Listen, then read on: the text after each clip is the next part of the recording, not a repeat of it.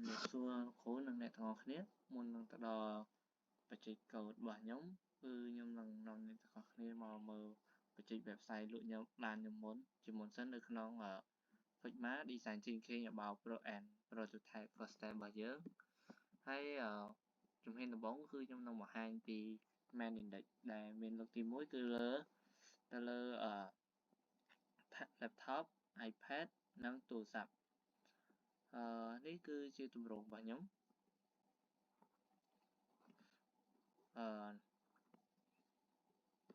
ហើយនៅពេលវា responsive ទៅគឺវា swipe ចុះតាមនេះដូចដែលបានឃើញអញ្ចឹង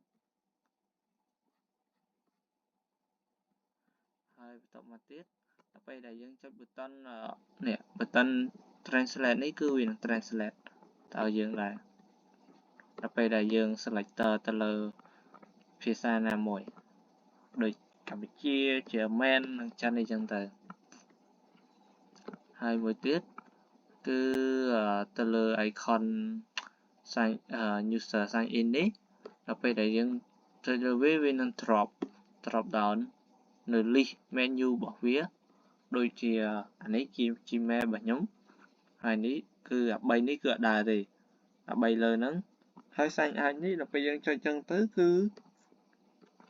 គឺវានឹង load នៅ form sign in របស់យើងហើយដល់ពេលដែលយើងចុច click នេះ create account វានឹងload ទៅ form model create account ហ្នឹងហើយតមកគឺខ្ញុំនឹងចូលទៅដល់ about របស់ខ្ញុំមានដូចជាដូចបានឃើញអញ្ចឹងនេះគឺជា about របស់ខ្ញុំហើយនេះគឺជារូបខ្ញុំហើយអានេះគឺខ្ញុំដាក់អីបានដែលខ្ញុំបានសិក្សា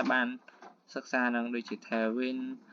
Git MySQL Java Flutter នេះគឺខ្ញុំធំមើលបានខែហ្នឹងទេហើយ React នេះក៏ដូចគ្នាដែរគឺខ្ញុំធំរៀនមើលដែរទេគឺអត់សូវចេះទេគ្រាន់តែបានយល់ហើយអានេះថងនេះគឺខ្ញុំដាក់លោកគ្រូខ្ញុំហើយនឹងមិត្តភ័ក្តិរបស់ខ្ញុំហើយមានការ design form logic តិចតួចទៀតនេះនៅពេលដែលវា responsive នៅពេល service របស់យើងគឺមានគឺធម្មតាទេហើយនៅក្នុងហ្នឹងគឺខ្ញុំអត់ឲ្យវាមាន action មួយចំនួនអញ្ចឹងគឺស្ទើរតែអត់មានតែហ្មងហើយ context នេះគឺជា context របស់ខ្ញុំនៅពេលដែ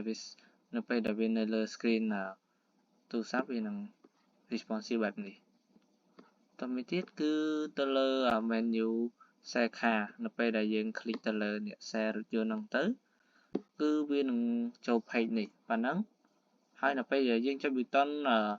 នេះ post your car គឺវានឹង load មកជា form model មកឲ្យយើងដើម្បីបញ្ចុះ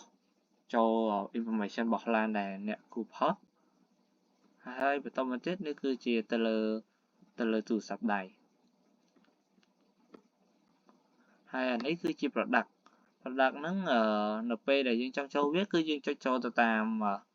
នេះ home ទៅ product យើងចុចលើ product ហ្នឹងទៅគឺវាមកដល់កន្លែងហ្នឹងឯងនៅកន្លែង index ហ្នឹង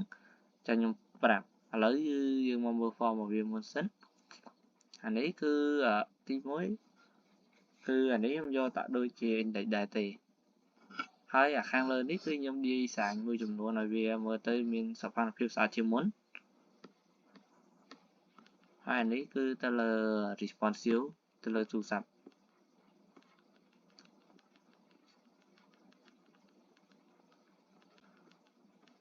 ហើយនេះដល់ពេលដែលយើងចុចលើនេះ product នេះទៅគឺវា load ទៅ product ហ្នឹងហើយឬយើងអាចចុច for premier deal អញ្ចឹងយើងចាំទៅមើលវីដេអូនៅក្នុង HTML របស់យើងបន្តទៀត